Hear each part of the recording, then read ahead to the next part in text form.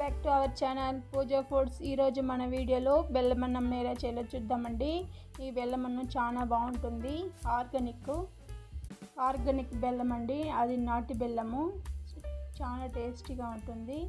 ఎలా చేయాలో చూద్దాము. దేవుడికి నైవేద్యమైన ఇలా ఈజీగా ఒక 10 నిమిషాల్లో చేసుకోవచ్చు బెల్లమన్నం. ముందుగా రేషన్ బియ్యం తీసుకోండి. రేషన్ బియ్యంని చూడండి, 1 కప్పు దాకా తీసుకున్నాను. అలాగే 1 కప్పుతోనైనా 1 గ్లాస్తోనైనా కొలిచి తీసుకోండి. 1/2 కప్పు దాకా పెసరపప్పు తీసుకోవాలి. ఇదంతా శుభ్రంగా కడిగేసి నీళ్ళు మునిగేదాకా తీసుకోవాలి. ఇలా తీసుకొని చూడండి, మీడియం ఫ్లేమ్లో ఉడికించుకోవాలి. ఇలా మెత్తగా ఉడికిపోయింది. ఇలా ఉడికిపోయిన తర్వాత దీంతో కొద్దిగా పాలు పోసేసుకోవాలండి. 1 గ్లాస్ దాకా పాలు పోసుకోవాలి. ఈ పాలతోనే బాగా ఉడికిందంటే బెల్లమన్నము టేస్ట్ అనేది సూపర్గా ఉంటుంది.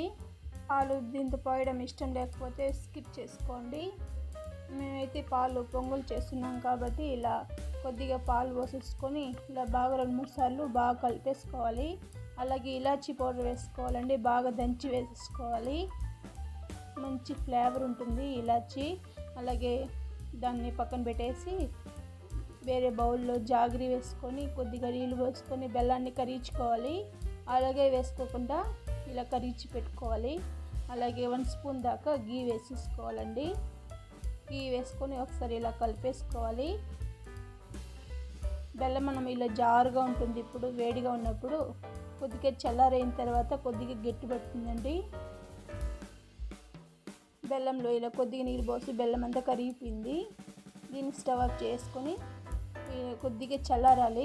వేడిగా పోయకుండా, వేడిగా పోసుకున్నామంటే పాలు అనేది విరిగిపోతుంది కాబట్టి కొద్దిగా చల్లగా అవ్వాలి. స్టవ్ ఆఫ్ చేసుకొని వేరే బౌల్ ప్యాన్ మీద పెట్టుకొని 2 టేబుల్ స్పూన్ గీ వేసుకొని జీడిపప్పు, ద్రాక్ష ఇదంతా బాగా ఫ్రై చేసుకోవాలి దోరగా. ఆ తర్వాత పచ్చిది టెంకాయ ఇలా సన్నగా కట్ చేసుకొని దీన్ని కూడా ఫ్రై చేసుకోవాలి. ఇలా ఫ్రై చేసుకున్నాక చూడండి, బాగా ఫ్రై అయిపోయింది కదండి. ఇప్పుడు మనం స్టవ్ ఆఫ్ చేసుకుందాము. ఇలా స్టవ్ ఆఫ్ చేసుకున్నాక మనం ఇందాక బెల్లం కరిగించుకున్నాం కదండి, అది చల్లగా అయిపోయింది. ఇప్పుడు మనము ఫిల్టర్ చేసుకోవాలి. దాంతో ఏదైనా చెత్తబాయి ఉంటుంది, అందువల్ల ఇలా ఫిల్టర్ చేసుకున్నామంటే శుభ్రంగా ఉంటుంది. ఇలా ఒకసారి కలిపేసుకోవాలి. బెల్లం అంతా అన్నం మనకి బాగా పట్టేలాగా ఇలా కలిపేసుకోవాలి. ఇందాక మనం ఫ్రై చేసుకున్న డ్రై ఫ్రూట్స్ని కూడా ఇందులో వేసుకొని ఒకసారి బాగా కలిపేసుకోవాలి.